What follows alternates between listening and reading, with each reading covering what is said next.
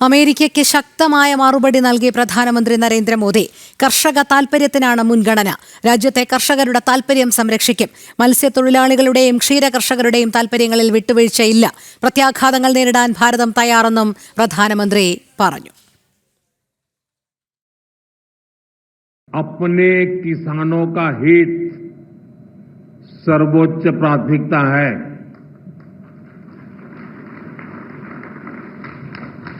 भारत अपने किसानों के, पशुपालकों के और मछुआरे भाई बहनों के हितों के साथ कभी भी समझौता नहीं करेगा।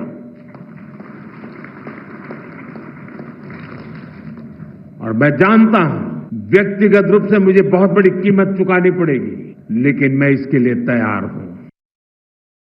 കൂടുതൽ വിവരങ്ങളുമായി ജിഷ്ണു കൃഷ്ണൻ ചേരുന്നു. ജിഷ്ണു, അമേരിക്കയ്ക്ക് ശക്തമായ മറുപടി തന്നെയാണ് പ്രധാനമന്ത്രി നരേന്ദ്രമോദി നൽകിയിരിക്കുന്നത്. കഴിഞ്ഞ ദിവസം തന്നെ ഭാരതത്തിന്റെ നിലപാട് വ്യക്തമാക്കിയതാണ്. അതൊന്നുകൂടി ഊട്ടി ഉറപ്പിക്കുകയാണ് പ്രധാനമന്ത്രി നരേന്ദ്രമോദി. ഒരു വിട്ടുവീഴ്ചയ്ക്കും സാധ്യതയില്ല. വരുന്ന ഏത് പ്രത്യാഘാതത്തെയും നേരിടാൻ ഭാരതം സുസജ്ജമാണ് എന്നുള്ളത് തന്നെയാണോ നൽകുന്ന സന്ദേശം?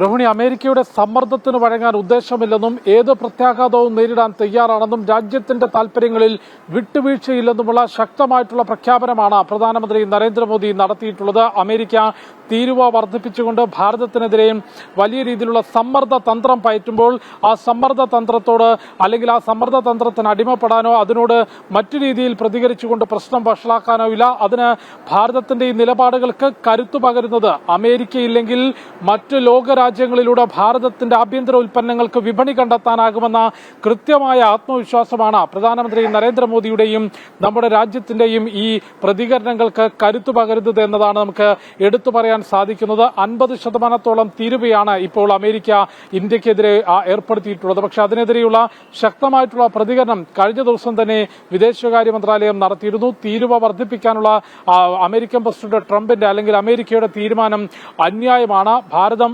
ആരുമായി വ്യാപാരത്തിൽ ഏർപ്പെടണം എന്നുള്ളത് ചിന്തിക്കാനും അത് തീരുമാനിക്കാനുള്ള സ്വാതന്ത്ര്യം ആ ഭാരതത്തിനുണ്ട്. റഷ്യ അല്ലെങ്കിൽ മറ്റൊരു രാജ്യം റഷ്യയിൽ നിന്നും ക്രൂഡ് ഓയിൽ വാങ്ങും. അതല്ല അതിൽ കുറച്ച വിലയിൽ അല്ലെങ്കിൽ ആ മാർക്കറ്റ് വിലയിൽ കുറഞ്ഞ് ഏതാണോ ലഭിക്കുന്നത് അത് വാങ്ങാനും വ്യാപാര ബന്ധം സ്വതന്ത്രമായി തീരുമാനിക്കാനുമുള്ള കരുത്ത് ഭാരതത്തിനുണ്ട്. രാജ്യ താൽപര്യങ്ങൾ സംരക്ഷിക്കാൻ ഏത് നടപടിയും സ്വീകരിക്കും എന്നുള്ള കൃത്യമായിട്ടുള്ള നിലപാട് ഭാരതത്തിന്റെ ഭാഗത്തുനിന്ന് വിദേശകാര്യ മന്ത്രാലയത്തിന്റെ ഭാഗത്തുനിന്ന് വ്യക്തമാക്കിയിരുന്നു. അതിന് പിറകെയാണ് ഇന്നിപ്പോൾ ഡൽഹിയിൽ MS സ്വാമിനാഥൻ സെന്റർ ഉദ്ഘാടനം ചെയ്തുകൊണ്ട് സംസാരിക്കവേ രാജ്യത്തെ കർഷകരുടെയും മത്സ്യത്തൊഴിലാളികളുടെയും ക്ഷീരകർഷകരുടെയും എല്ലാം താൽപര്യങ്ങൾ സംരക്ഷിക്കുമെന്നും രാജ്യ താൽപര്യങ്ങൾക്ക് വിരുദ്ധമായി യാതൊരു തരത്തിലുമുള്ള നടപടികളും സ്വീകരിക്കില്ല എന്ന ഉറപ്പ് നൽകുകയാണ്. ശരിയാണ്, ചില പ്രത്യാഘാതങ്ങൾ നേരിടേണ്ടി വരും. ഏത് പ്രത്യാഘാതത്തെയും നേരിടാനും മറികടക്കാനും നമുക്ക് സാധിക്കുമെന്ന ഉറച്ച പ്രഖ്യാപനമാണ് പ്രധാനമന്ത്രിയുടെ ഭാഗത്തുനിന്നുണ്ടായിട്ടുള്ളത്. ഓപ്പറേഷൻ സിന്ദൂറിൽ അമേരിക്കൻ പ്രസിഡന്റ് ഡൊണാൾഡ് ട്രംപിന്റെ വാദങ്ങൾ പൂർണ്ണമായും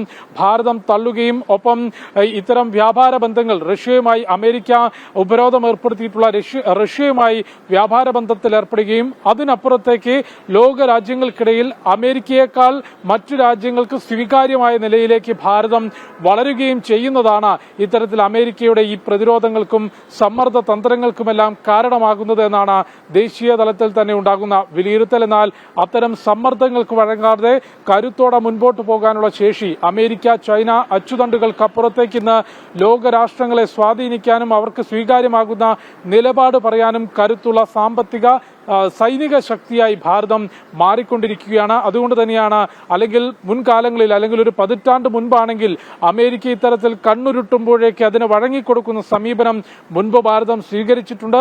ഭീകരാക്രമണങ്ങൾ ഉണ്ടാകുമ്പോൾ പാകിസ്ഥാനെതിരെ അമേരിക്കയോട് പരാതി പറയുന്ന ഭരണാധികാരികൾ നമ്മുടെ രാജ്യത്തുണ്ടായിരുന്നു. എന്നാൽ 14 ശേഷം ഉണ്ടായിട്ടുള്ള ഭാരതത്തിന്റെ യാത്ര അതിൽ സാമ്പത്തിക മേഖല കെട്ടിപ്പടുത്തുകൊണ്ടും സൈനിക ശക്തിയായി വളർന്നുകൊണ്ടും മറ്റ് ലോകരാജ്യങ്ങളെ കയ്യിലെടുത്തുകൊണ്ടും ഭാരതം നടത്തിയിട്ടുള്ള കഴിഞ്ഞൊരു പതിറ്റാണ്ടിനപ്പുറത്തേക്കുള്ള യാത്രയിൽ അമേരിക്കയ്ക്കേക്കാൾ ലോകരാജ്യങ്ങൾക്കിടയിൽ സ്വാധീനമുള്ള, ശക്തിയുള്ള, അവർക്ക് സ്വീകാര്യമുള്ള നിലപാട് പറയാൻ കഴിയുന്ന രാജ്യമായി മാറുന്നു.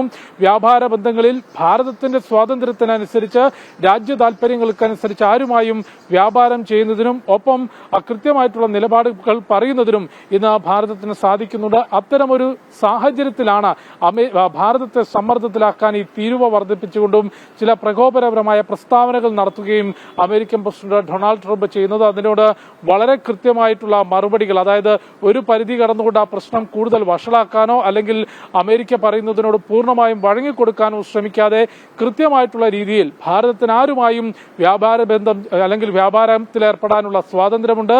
ഭാരതത്തിനകത്ത് കർഷകരുൾപ്പെടെയുള്ളവരുടെ ഉൽപ്പന്നങ്ങൾ ഏത് വിപണിയിൽ എത്തിക്കാൻ സാധിക്കും, അതിന് എത്രത്തോളം മാർക്കറ്റ് ചെയ്യാൻ സാധിക്കുമെന്ന കൃത്യധാരണ പ്രധാനമന്ത്രിക്കും രാജ്യത്തിന്റെ ഭരണാധികാരികൾക്കുമുണ്ട്. അതുകൊണ്ട് തന്നെയാണ് ഏത് പ്രത്യാഘാതവും നേരിടാൻ തയ്യാറാണെന്ന പ്രഖ്യാപനവും രാജ്യ താൽപര്യങ്ങൾക്ക് വിരുദ്ധമായ ഒരു നടപടിയും ഉണ്ടാകില്ല എന്ന പ്രഖ്യാപനവും പ്രധാനമന്ത്രിയുടെ ഭാഗത്തുനിന്നുണ്ടായത്.